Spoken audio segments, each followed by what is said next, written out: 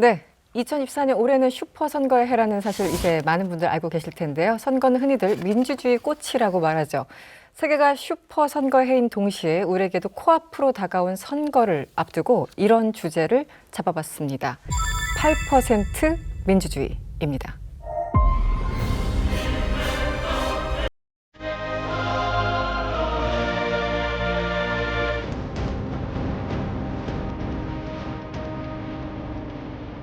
스리랑카에서 홍보민주공화국 경찰들이 지난 아베 개명이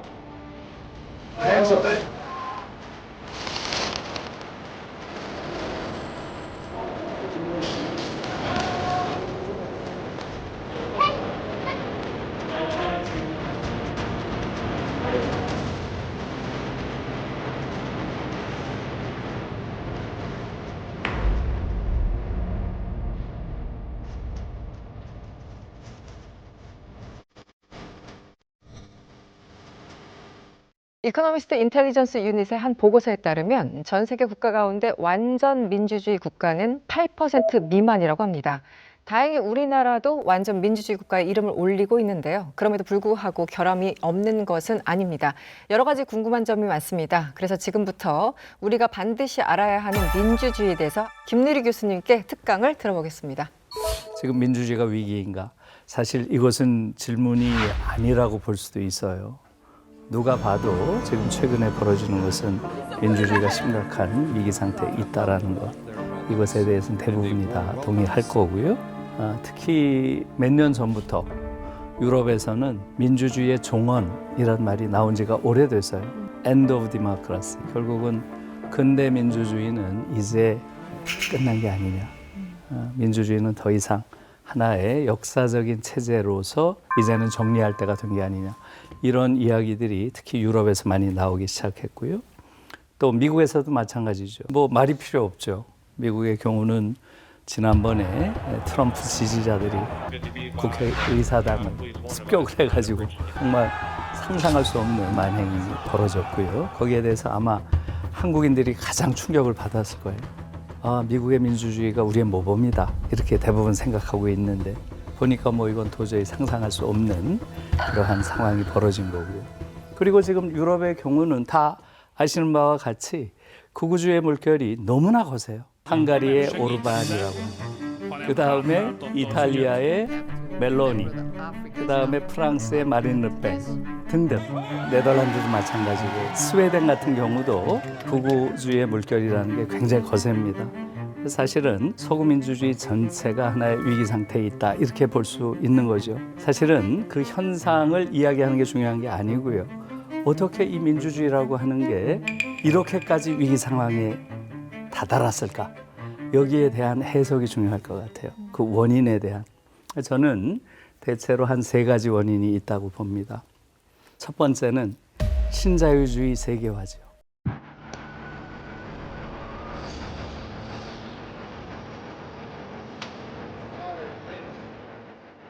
독일의 아주 저명한 철학자가 유르겐 하버마스라는 분이 있습니다. 이분은 신자유주의 세계화가 민주주의의 덫이 될 것이다. 이런 표현을 해서요. 근데 하버마스가 초기 신자유주의 단계에서 했던 이 경고가 제가 보기엔 과잉 달성된 것 같아요. 덫 정도가 아니라 이건 완전히 함정이 돼서 민주주의가 그야말로 종언으로 이르게 되는 그러한 결정적 계기가 된 것 같아요. 지금 자본주의가 한 250년 지속됐지만 자본주의 역사상 지금 우리가 살고 있는 이 시대처럼 이렇게 어마어마한 불평등이 지배한 적이 없어요. 최근에 나온 마이클 샌델의 공정하다는 착각에 보면 미국 자본주의가 지금 미국 역사상 최악의 불평등 상태에 있는데 이렇게 얘기를 하고 있어요. 3명의 개인이 가지고 있는 부가 미국인 절반이 가지고 있는 부보다 많다. 그 3명이 누군지도 대충 알죠, 우리가. 알죠? 네. 그리고 최근에 나온 조사들을 보면 7명의 개인이 가지고 있는 부가 지구인 절반이 가지고 있는 부보다 많답니다. 상상할 수 있어요. 우선 이 자본주의와 민주주의의 관계가 굉장히 깊은 그런 역사적 과정의 관계가 있는 것인데요. 우리가 민족국가라는 말을 하잖아요. 네이션이라고 하는 건 네이션. 우리가 민족이라는 말을 역사적 과정 안에 넣고 보면 오래된 게 아니에요. 대체로 1800년대 중반 이때부터 민족이라는 개념이 사실상 정치 세계에 등장합니다. 에릭 홉스범이라고 하는 영국의 유명한 그 역사학자죠. 에릭 홉스범은 민족이란 말은 하나의 발명품이야. 그리고 가장 훌륭한 발명품이지. 민족이란 말이 발명된 시기는 열차가 발명된 시기와 거의 같아. 이게 대체로 1800년대 중반이에요. 그것이 그 이후의 세계를 작동시키는 중요한 이데올로기가 됐다는 거예요. 그 얘기가 뭘까요? 근데 교수님 제가 그 말을 예전에 어디서 말했는데 예. 거기서 그 말을 들었던 다른 한국 교수분들 저보고 뭐라고 하는지 아세요? 예.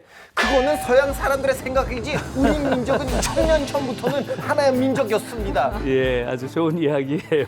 네이션이란 말 자체가 그런 역사 과정의 하나의 그 만들어진 그러한 개념이라고 하는 것은 왜 그렇게 써요? 자본주의가 일정한 수준으로 발전을 하게 되면 결국은 자본주의의 기본 작동 원리가 뭐예요? 대량 생산, 대량 유통, 대량 소비. 대체로 1800년대 중반이 되면 대량 생산 체제는 갖추어지는데 이것이 대량 유통되고 소비되는 체제가 안 되는 거예요. 그러니까 자본주의가 일정 단계가 되면 이것을 유통시키고 소비시킬 거대한 시장, 이것이 없이는 자본주의 작동할 수가 없는 거죠. 그럼 이 시장을 어떻게 만들겠어요? 우선 언어가 동일하고 그 다음에 생각이 비슷한, 즉 언어와 문화가 유사한 자들, 그것을 중심으로 하나의 통일된 시장을 만들어내야 된다고 생각한 것이고, 그것이 네이션이라는 개념을 만들어냈다.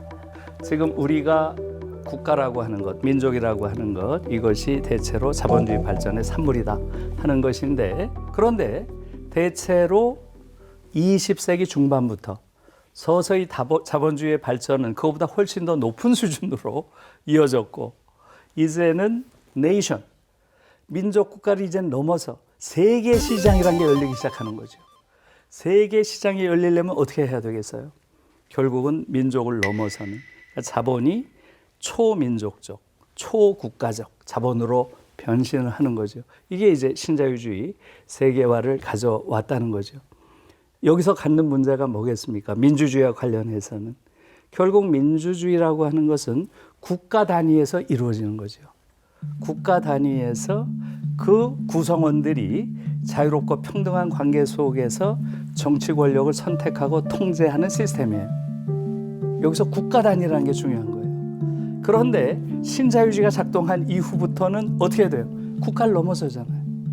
자본은 국가를 넘어서 초국가적으로 작동합니다. 활동합니다. 그렇게 되면은 어떤 문제가 생기겠어요? 경제 권력과 정치 권력의 우위가 바뀐다는 거예요. 다시 말하면 경제 권력이 정치 권력을 장악하는, 정치 권력의 우위에 서는 이러한 관계가 된다는 것이고요. 우리가 정치 권력에 대해서는 주기적으로 그들을 통제하고 선택할 수 있는 권리가 있잖아요. 그러나 경제 권력은 어때요? 우리가 통제할 수 없는 그야말로 무정부주의적인 초국가적인 그러한 권력이 돼 있는데 국민이 그것을 통제할 방법이 없는 거예요. 그리고 어느 순간부터는 경제 권력이 정치 권력을 장악하고 그들을 지배하는데, 이러한 관계가 돼버리니까 국민들에게서는 엄청난 무력감을 느낄 수밖에 없는 거죠. 그래서 실제로 국가 권력 전체를 통제할 수 있는 통제력을 잃었다고 하는 것, 이것을 국민들은 간접적으로 느끼죠. 말하자면 정치에 대한 무력감을 느끼는 거죠. 어떤 정당을 찍어도 바뀌지 않죠. 바뀌나요? 그러니까 민주주의라는 게 이게 무슨 의미가 있지? 정치의 효능감이라는 게 완전히 떨어지는 거죠. 그리고 또 다른 한편에서는 정치 혐오가 마치 더 세련된 정치적 취향인 것처럼 끊임없이 이야기가 되면서 스스로 정치 행위를 포기하는 이러한 행동들이 나오면서 민주주의가 전반적인 위기에 처하게 됐다는 거죠. 두 번째 중요한 민주주의의 위기를 가져온 것은 저는 미국 헤게모니의 붕괴라고 봐요. 미국 헤게모니가 지금 민주주의와 관련해서 제일 중요한 부분인데 지금 어떤가요? 핵하고 뭐니가 있지 헤게모니는 없어요. 예, 그래서 헤게모니가 뭐냐? 일반적으로 우리가 패권이라고 하잖아요. 네. 그런데 헤게모니의 원래 뜻은 동의에 의한 지배죠. 동의에 의한 지배. 그래서 헤게모니적 지배라고 하는 것은 굉장히 강력한 힘을 가지고 있어요. 그러니까 사실은 물리적 폭력으로 협박을 해서 지배하는 건 헤게모니적 지배가 아니죠. 미국이 특히 2차 세계대전 이후에 전 세계에 강력한 힘을 가지고 지배할 수 있었던 것은 헤게모니적 지배를 한 거죠. 자유세계를 지켜준다. 자유와 평등 또 연대라고 하는 근대 시민사회의 보편적 가치를 지킨다고 주장을 하죠. 최소한. 그러니까 거기에 동의를 해준 거죠. 동의했기 때문에 지금까지 지배를 제대로 해온 거죠. 이것이 흔들리기 시작한 거죠. 최초로 흔들린 것은 베트남 전쟁으로 흔들렸고요. 미국이 이게 무슨 자유세계를 지키는 줄 알았더니 사실은 제국주의 국가에 불과한 거 아니야? 이게 이제 베트남 전쟁으로 인해서 미국 헤게모니가 최초로 동요되기 시작하고 의심받기 시작한 거고요. 결정타는 사실은 조지 W. 부시, 아들 부시의 이라크 침공이죠. 이것이 결정타였고요. 그 이후에 미국 내에서는 헤게모니를 복원하려는 많은 노력이 있었죠. 그중에 가장 결정적인 노력이 흑인 대통령을 세우는 거였죠. 부분적으로 성공했죠. 오바마가 8년 동안 하면서 일정 정도 복원돼서. 또 하나는 헤게모니가 하나 무너질 때 새로운 헤게모니가 등장하는, 그러니까 하나의 기존의 헤게모니 무너졌는데 새로운 헤게모니 떠오르지 않는 상태, 일종의 공위기죠. 공위기. 인터레그눔이라고 하는, 그게 지금 오늘의 시대인 것 같고요. 세 번째로 또 하나 중요한 요인은 얄타 체제의 붕괴예요. 결국은 오늘날까지 전 세계의 국제 관계를 지배해온 것은 1945년 2월 초에 있었던 얄타 회담이죠. 여기서 루즈벨트, 스탈린, 처칠 셋이 모여가지고 2차 세계대전 이후의 국제 질서, 여기에 대한 논의가 끝났죠. 그게 지금까지 지배해 온 거죠. 그래서 제일 중요한 것은 결국은 유엔을 통한 소위 다자주의. 모든 참여하는 국가들이 자신의 권리를 주장할 수 있도록 한다는 것. 물론 강한 나라가 있지만 다자주의고. 그 다음에 식민주의로부터의 해방. 그러니까 식민주의를 금하는 이러한 합의. 그 다음에 신생 독립국가들의 발전을 지원한다라고 하는 이러한 합의들이 있었고, 이게 이제 2차 세계대전 이후에 새로운 질서를 만든 거죠. 그게 지금 붕괴되고 있는 거죠. 제일 큰 게 지금 우크라이나 전쟁을 얄타 체제의 해체 과정으로 봐야 된다는 거예요. 다시 말하면 이제 강력한 힘을 가진 국가가 주변의 약소국들을 공격하는 것. 이것이 얄타 체제에서는 그걸 금하기 위한 다양한 장치들을 가졌는데, 그게 해체되면서 러시아가 우크라이나를 공격한 것, 이것은 얄타 체제 붕괴, 해체를 알리는 중요한 요인이고 그러한 과정이고, 그게 이제 연속적으로 일어날 가능성이 있다고 보는 겁니다. 이것이 또한 민주주의 위기와 연결이 되는 것 같고요. 자, 이제 한국 민주주의에 대한 이야기 조금 할게요. 한국 민주주의는 그럼 어떤 민주주의냐? 한국 민주주의는 대단한 민주주의예요. 우리가 그걸 몰라요. 지금 우리가 얼마나 대단한 성취를 했는지 우리 자신이 몰라요. 한국인이 제일 모르는 것 같아요. 오히려 외국에 나가면, 특히 외국의 학자들은 정말 한국 민주주의에 대해서 경탄합니다.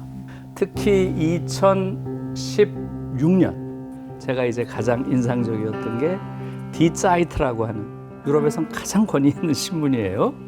그 신문에 나온 칼럼이에요. 12월 3일 날 이런 칼럼이 나와요. 이제 미국과 유럽은 한국에서 민주주의를 배워야 한다. 제가 그 칼럼을 읽으면서 계속 울었어요. 세상에 살아생전에 이런 칼럼을 다 보는구나. 이런 날이 오는구나. 제가 79학번이에요. 79학번. 너무나 절망적인 암울한 시대였기 때문에 친구들 만나면 늘 하는 얘기가 그거였죠. 우리도 언젠가는 미국이나 유럽처럼 내 손으로 대통령을 뽑는 날이 올까? 이런 말을 술 마시면서 많이 했어요. 그러면 뭐라고 답하겠어요? 야, 그런 날이 오겠냐? 절대 안 와. 어려울 거야. 어려울 거야. 그런 분위기에서 우리가 컸죠. 그런데 지금 살아생전에 미국과 유럽이 한국에서 민주주의를 배워야 한다. 이런 말이 나온다는 게 너무나 놀라운 거였죠.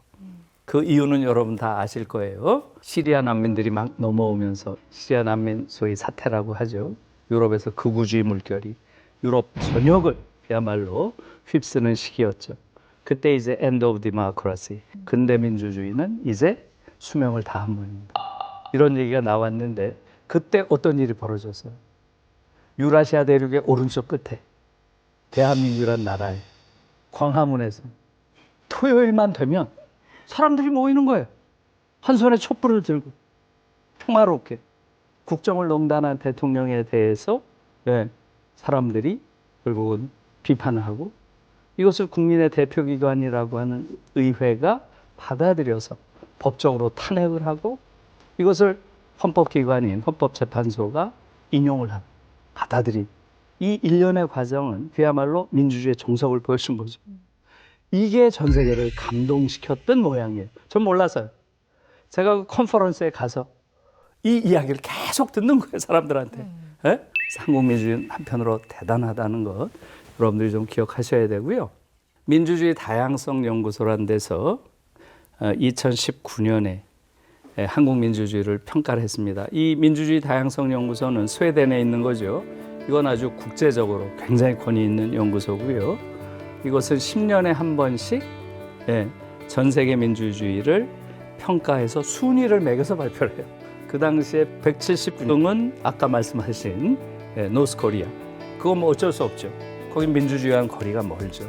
3대 세습을 하고 있으니까. 한국이 몇 등을 했을까요? 2019년. 19년. 예. 당시에 사실상 1등을 했어요. 사실상 1등이란 말은 1등이 아니란 얘기죠. 예. 12등을 했어요. 큰 나라 중에서 1등을 한 거예요. 우리 앞에 있는 11개 나라가 어디겠어요? 다 인구가 몇백만도 안 되는 그렇죠. 맞아요. 조그마한 나라들. 여러분들이 금방 상상할 수 있잖아요. 핀란드, 노르웨이, 스웨덴, 스위스 이런 나라들이 있죠. 그런 게 11개 있어요. 500만 전후밖에 안 되는. 그리고 우리가 1등이에요. 정말 대단한 것이고요. 한국 민주주의가 전 세계적으로 이렇게 인정을 받고 있다는 거죠. 자, 그런데 현재 한국 민주주의는 어떻냐는 거죠. 지난주에 민주주의 다양성 연구소에서 Democracy Report 2024 이게 나왔죠. 예, 중간에 나온 거예요. 5년에 또 한 번 나온 거죠. 거기서 한국이 몇 위가 됐나요? 예, 47위. 47위로 나왔고요. 그래서 지금 한국 민주주의는 분명 굉장히 위기에 처해 있는 게 분명하죠. 한국 민주주의가 구체적으로 어떤 위기에 있는지 이 이야기는 우리가 토론하면서 같이 좀 더 심도 있게 얘기했으면 좋겠습니다. 또 이제 끝나기 전에 한 가지 멘트 하나 하고 싶어요. 교수님의 성함이 누자 리자잖아요. 누리. 그거는 중동에서 있는 남자 이름이에요. 네, 그래요? 빛이 나는 남자. 왜냐면 누르 빛인데요. 아, 빛이 난다? 예, 그래서 누리 누가 하면 빛이 빛이에요? 나는 남자고 누리 하면 빛이 나는 여자인데. 그리고 제가 졸업했던 대학원에서도 그런 말이 써 있었어요. Very loose taxmea. 예, 그렇죠. 예, 빛이 나의 진리 맞아요. 나의 진리는 빛이다. 나의 빛. 예, 오늘도 진리 많이 주셔서 감사했습니다. 고맙습니다. 네, 우리 김누리 교수로부터 세계가 민주주의를 어떻게 붕괴시켰는가 여기에 대해서 개괄적으로 설명을 들었습니다. 이제는 조금 더 본격적으로, 조금 더 구체적으로 말씀을 나눠보도록 하겠습니다.